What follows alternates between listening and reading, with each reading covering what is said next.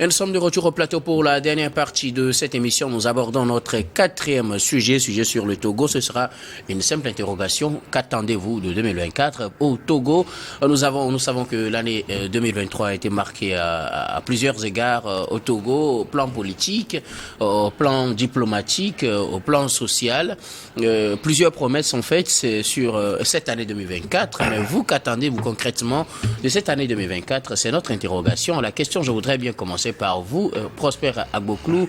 Qu'attendez-vous du Togo en 2024? Année électorale, année de grandes promesses, assurance maladie universelle, élections régionales et législatives. Plein de choses ont été promises. Notre diplomatie, peut-être, qui va aborder de nouveaux aspects. On ne sait pas de quoi sera fait demain, mais vous, qu'attendez-vous du Togo pour cette année? Non, je profite d'abord de l'occasion pour souhaiter les vœux au chef de l'État togolais. Il est le papa de la nation. C'est de lui que toutes les directives se sont assignées et dans leur, qu'on appelle, déploiement et dans leur exécution, on attend toujours que le chef de l'État soit à l'avant-garde. Il a posé un certain nombre donc qu'on appelle il a fait un certain nombre de choses qui dans le domaine économique ont suscité beaucoup donc d'intérêt. Quand on prend par exemple sur le plan agricole, il a mis un certain nombre donc de conditions de travail pour les agriculteurs togolais par rapport à ces rencontres en présentiel qu'il avait faites avec les structures agricoles du Togo. Je crois que c'est un pas qui a été déjà fait et moi je vais continuer tout simplement de susciter auprès du chef de l'État la prise en compte donc du domaine social. Vous avez parlé tout de suite de l'assurance maladie universelle. C'est une très bonne chose parce que nos conditions de vie ne nous permettent pas donc d'avoir cette garantie sur le plan sanitaire. Moi, je voudrais m'appesantir beaucoup. Il y a beaucoup de choses à faire. Je voudrais m'appesantir vraiment sur ce côté où, à partir de janvier déjà, ou février, chaque fonctionnaire, que vous soyez du privé ou public, parapublic, vous allez participer à une cotisation qui va tout simplement contribuer à la participation des populations, à contribuer donc à renflouer les caisses pour pouvoir aider à ce que cette santé universelle soit appliquée à tous les niveaux. C'est à partir de ce mois de janvier. Voilà, ça va s'élargir au truc là. Voilà, je pense que je l'ai dit tout à l'heure, c'est une très bonne chose.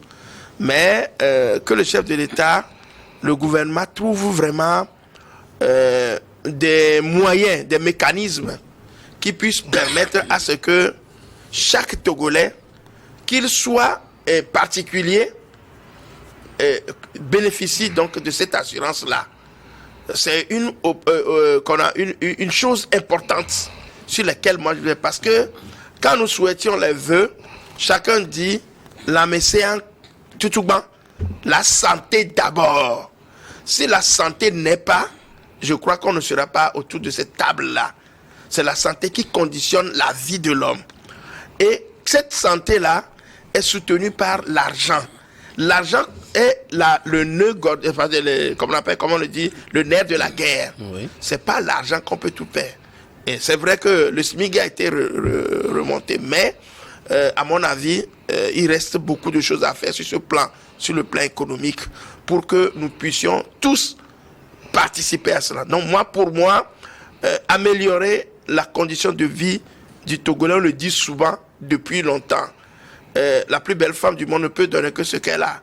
Le chef de l'État, c'est un homme, tout comme nous tous, il ne peut que faire ce qu'il peut. Mais je crois quand même quand la manette de la gouvernance est entre leurs mains, c'est à eux de trouver les formules nécessaires. Donc pour moi, le côté de la santé universelle, comme on l'appelle, l'assurance maladie universelle, reste pour moi prépondérant. Maintenant, pour le reste, je crois quand même que c'est lui, le chef de l'État. Il a son gouvernement. Ils sont à chaque fois appelés à réfléchir sur le mode de vie, plutôt le mode de travail à appliquer à chaque niveau pour apporter donc le nécessaire aux Togolais. Merci beaucoup à vous, Prosper Avoclo. Nous reviendrons tout à l'heure. Peut-être sur les aspects politiques, vous nous direz ce que vous pensez. Credo TT, vos attentes pour cette année 2023, vous avez le choix sur plusieurs aspects, puisqu'on ne pourra pas aborder tous les aspects. Je vous laisse le choix libre d'aborder les aspects que vous voudrez, nous dire ce que vous attendez du Togo pour cette année 2024. Non, mais on voudrait toujours avoir un Togo qui s'inscrive, qui perpétue sa dynamique de développement, sa dynamique de prospection et sa dynamique de lutte pour le bien-être des populations. Et aujourd'hui, nous dirons à l'endroit du gouvernement qu'il faut beaucoup plus de sérénité, de courage et qu'ils puissent persévérer dans ce qu'ils sont en train de faire pour le bien du commun des mortels togolais et que tous les chantiers ouverts soient des chantiers qui soient réalisés à temps pour le bonheur des populations. Sur le plan de la vie politique, il faudrait souhaiter que les acteurs politiques soient de véritables acteurs.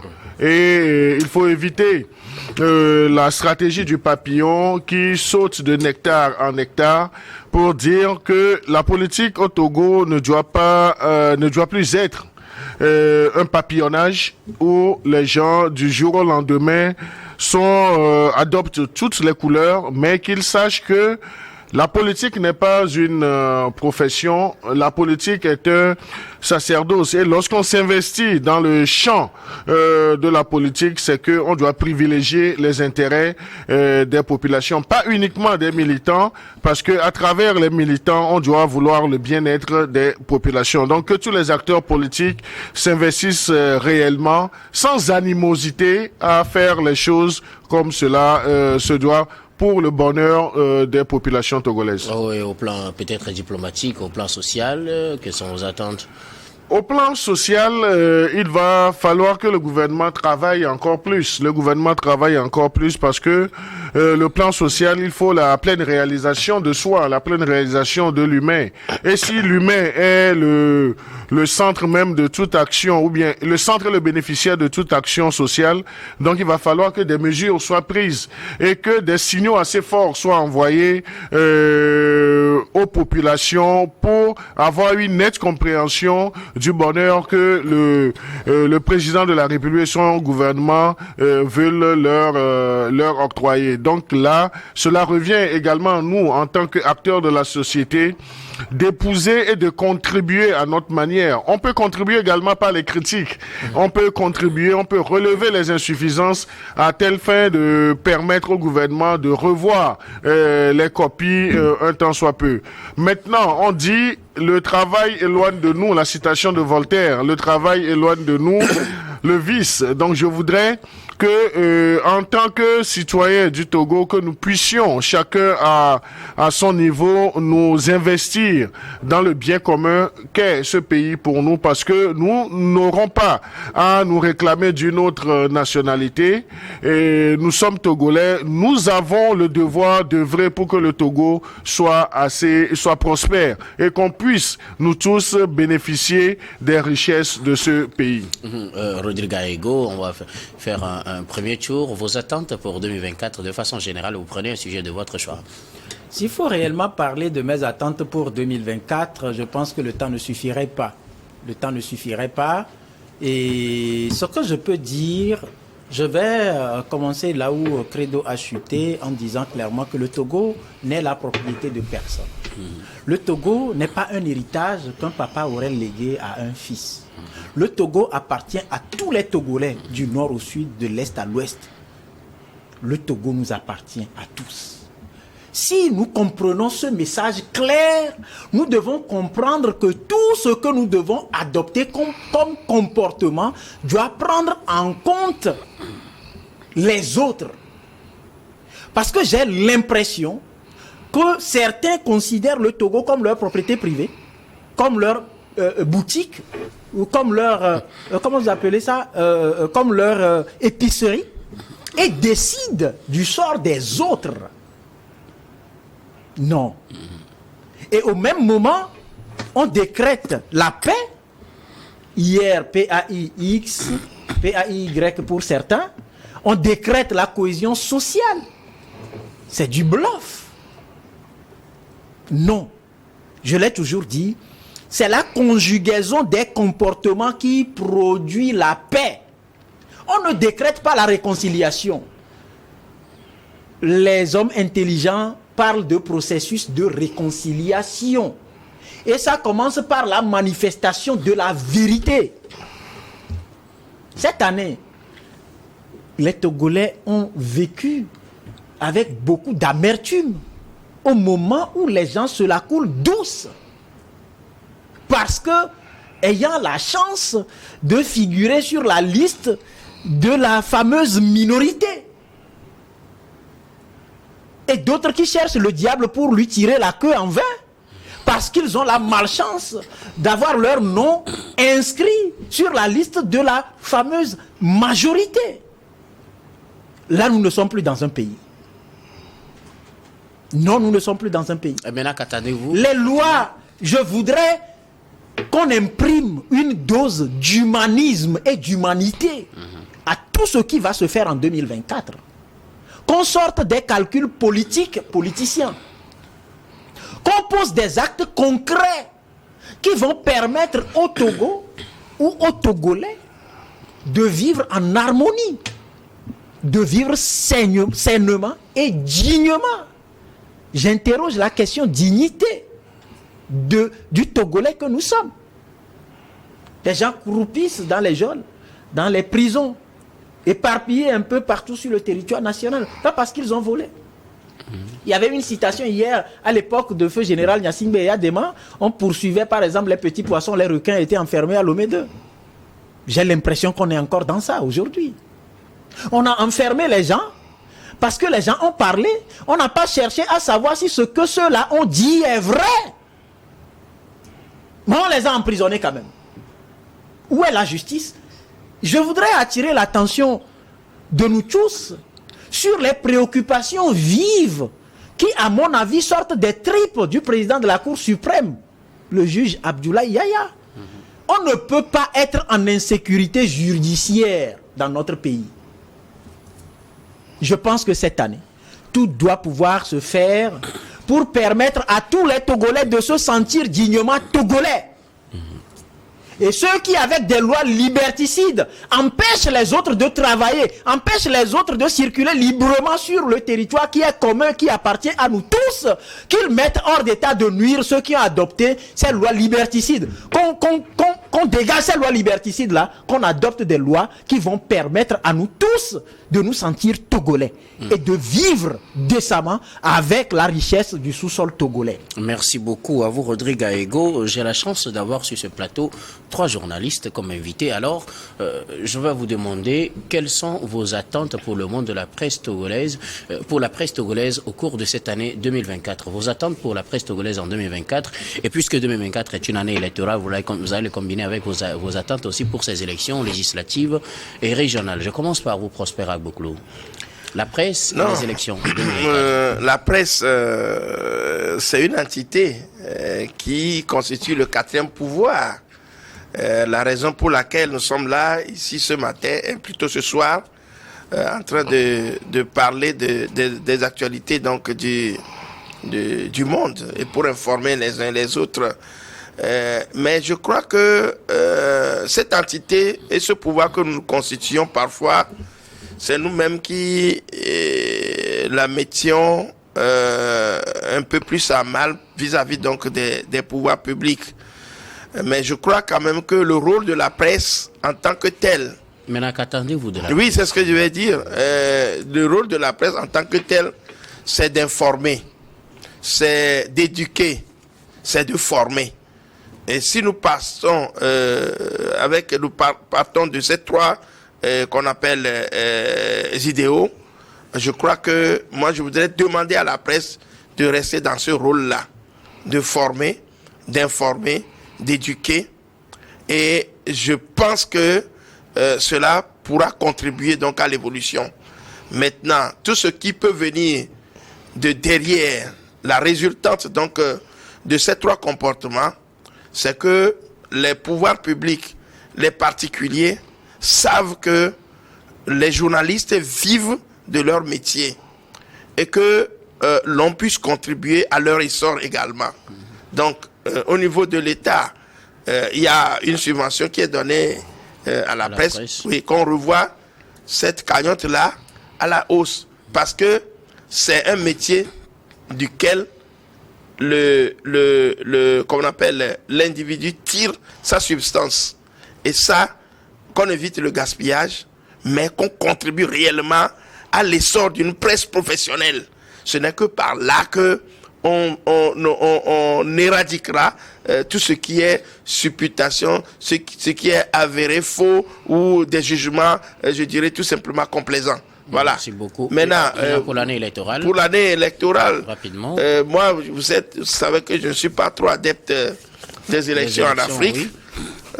Mais donc vous diriez même qu'il n'y a pas d'élections. D'élections, bon, moi je pense que les organisateurs de ces élections doivent s'entendre pour qu'il y ait la paix. Maintenant, c'est un mal qui est consommable, qui est consommé. Depuis des années, on le fait. Mais je continue pas à dire que les élections gaspillent trop d'argent. Moi qui suis ici, là, j'ai besoin d'argent. Il faut qu'on dispatche cet argent-là aux populations pour qu'ils gagnent le bien-être, qu'on le verse dans les élections. Après, on vit dans la pauvreté. Je dis, Guillaume, je ne suis pas adepte aux élections. Mais comme le vin est tiré, il faut le boire. Il faut le boire quand même. Merci beaucoup à vous, Prosper Agboklou.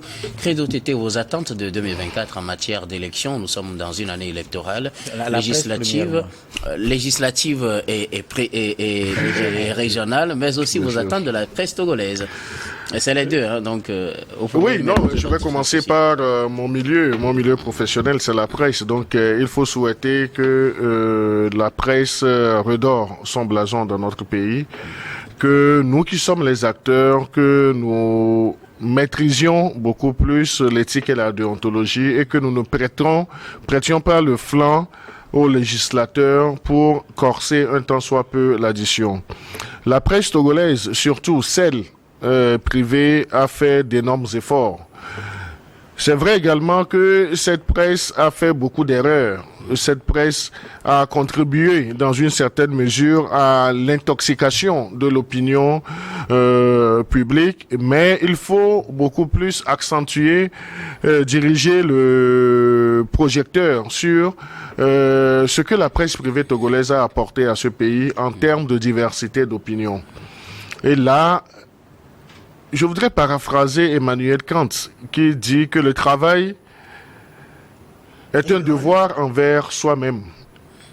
Un devoir qui forme l'homme moralement parlant.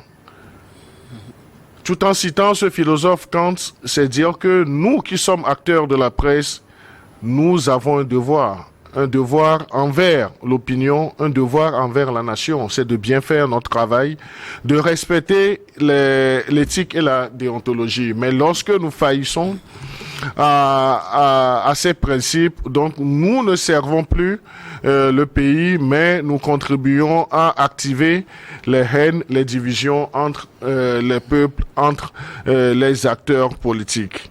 Et pour ce qui est de la période électorale, du moment où nous aurons les élections selon le gouvernement au mois de mars prochain ou plus tard, nous avons également un rôle très important joué en tant qu'acteurs de la presse.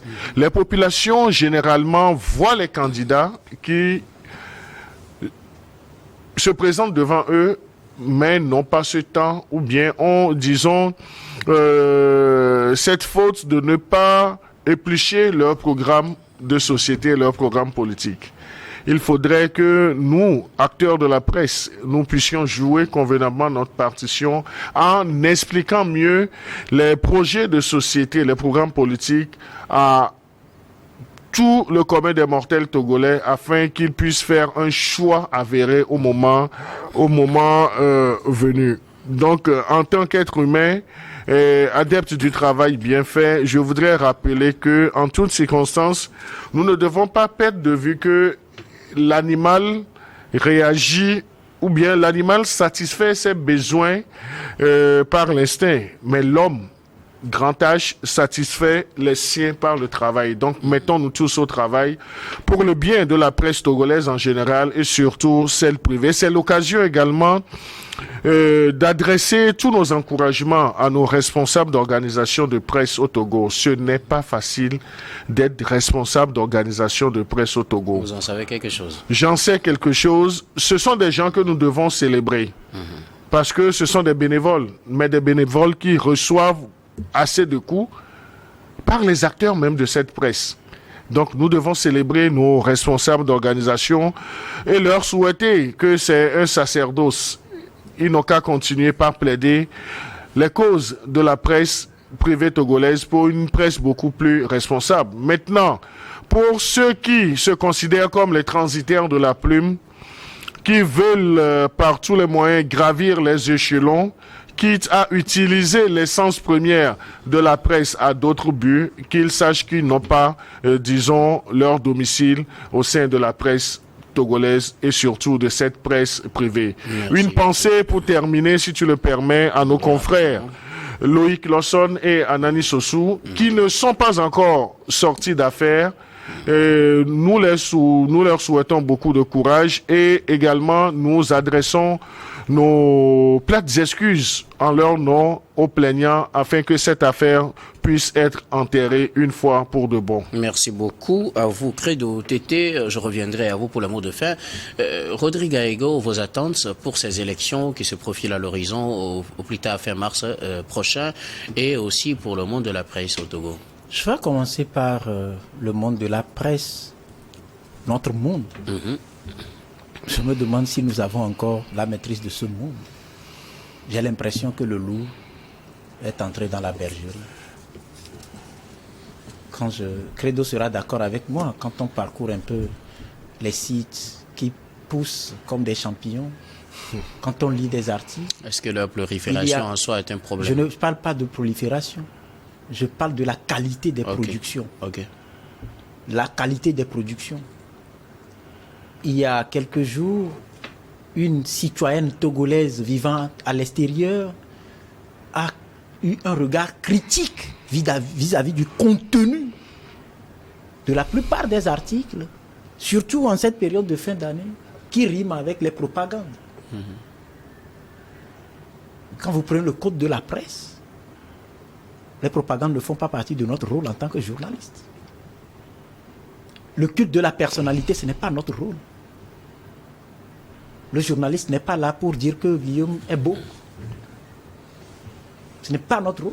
Le journaliste n'est pas là pour dire que Rodrigue s'habille bien. Non, ce n'est pas ça notre rôle. Nous sommes comme des mouches. On nous retrouve là où ça pourrit, là où il y a un début de pourriture. Nous sommes beaucoup plus. Pas dans la calomnie, non. Pas dans la médisance, non. Pas dans les absurdités, non. Vous savez, j'ai pleuré la dernière fois, peut-être que Prosper peut deviner pourquoi. Il y a congrès électif à la Fédération togolaise de football. J'ai pleuré parce que j'ai compris que la presse togolaise est tétanisée. Quand vous lisez les choses, quand vous suivez la réaction de certains, vous comprenez que ce que nous avons vu avant de faire notre entrée dans cette corporation où nous avons consacré au moins plus de 20 ans à servir, ce n'est plus ça. Credo peut le dire, Prosper peut aussi le confirmer. Et ça fait aujourd'hui appel au sens de responsabilité. Pourquoi sommes-nous venus dans la presse? Pour chercher l'argent? Non, on n'est pas journaliste pour s'enrichir. On a besoin d'argent pour fonctionner, mais pas pour s'enrichir. Ça fait pleurer quand vous portez dans les tripes ce travail-là, qui est un travail honorable, qui fait de nous la voix des sans-voix. On n'a pas le temps, mais je vais lancer un appel à réflexion à tous ceux qui sont de véritables journalistes. Je ne vais pas parler de ceux qui veulent qu'on les appelle journalistes, non, ceux qui sont de vrais journalistes. Je m'arrête là. Oui, pour les élections, oui. Mais écoutez, dans un premier temps, j'en avais parlé il y a quelque temps, le terrain n'est pas accessible à tout le monde. Nous sommes en fin d'année, par exemple. Les gens ont eu des difficultés à aller dans certaines localités, ne serait-ce qu'apporter du mieux-être aux citoyens qui n'ont pas eu la chance ou qui n'ont pas la chance de fêter Noël, par exemple, pour leurs enfants. Ils n'ont pas pu, parce qu'ils n'appartiennent pas au parti au pouvoir. Parce qu'ils... Non, ça ne peut pas. Là, quand on parle d'élection, c'est l'accessibilité du territoire à tous les acteurs. On ne peut pas non plus parler d'élection lorsqu'on empêche certains, y compris des organisations de la société civile, de faire leur travail. Parce qu'en cette période-là, c'est beaucoup plus aux organisations de la société civile d'aller à la sensibilisation des populations, d'appeler les populations à pouvoir interroger les programmes des candidats. Parce que si quelqu'un veut être député pour faire des puits forages dans les localités, c'est une fausse note. Mais on empêche les gens de le faire. C'est pour ça que j'avais posé la question de savoir, est-ce que nous sommes tous Togolais? Est-ce que nous nous sentons tous Togolais? Parce que moi, je n'ai pas cette impression. Il faut que cette année, ceux qui ont la chance aujourd'hui, que ce soit par bon chemin ou chemin tordu, d'avoir les manettes, les commandes de ce pays, qu'on puisse esquisser les pas qui vont permettre de sortir par la grande porte. Merci beaucoup. À vous, Rodrigue Aego. Le temps est malheureusement contre nous. Les derniers mots, on va les faire très rapidement puisque nous sommes déjà talonnés. Prosper Abouklou, peut-être l'occasion de souhaiter bonne année à des gens. Oui, je voudrais profiter donc de l'occasion pour souhaiter une heureuse année à tout le corps enseignant, à tous les parents d'élèves, à toutes les associations dans lesquelles je milite et également au ministère des enseignements primaires, secondaires et techniques. Donc, que les vœux, les meilleurs nous accompagnent tous. Merci beaucoup à vous, Prosper Abouklou. Vous êtes journaliste et analyste politique. Merci d'avoir répondu à notre invitation. Très bonne année 2024. À vous, au plaisir de vous retrouver à chaque fois sur ce plateau. Merci. Credo Tété. Bonne année à toute l'équipe de New World. Bonne année à tous ceux qui nous suivent sur New World TV et également sur YouTube. Bonne année à tous ceux qui nous subissent dans nos réflexions, parce que la réflexion n'est pas singulière, elle est plurielle. Et bonne année à nous tous, Dieu veille. Merci beaucoup à vous, Credo Tété, journaliste au journal Le Médium. Merci d'avoir répondu à notre invitation. Merci C'est moi. de cette fidélité témoignée au cours de l'année 2023. Rodrigue Aego. Il y a une proposition qui, selon mes informations, atterrit sur la table du chef de l'État, qui parle d'amnistie générale, de libération des prisonniers d'opinion et d'organisation des assises générales intégrales de la République, agir pour régler les problèmes litigieux. Je pense que le chef de l'État doit y veiller pour envoyer les signaux forts qui vont permettre aux Togolais d'espérer une année autre que 2023 que nous avons connue avec amertume. Merci. Merci beaucoup. Ce sera peut-être vous, votre manière de nous adresser vos vœux les meilleurs pour 2024. Merci beaucoup à vous, très chers téléspectateurs, de nous avoir suivis une fois encore. Très bonne et heureuse année 2024 à vous tous. On se retrouve demain avec le même plaisir pour un autre numéro du programme du soir et surtout de Regards croisés.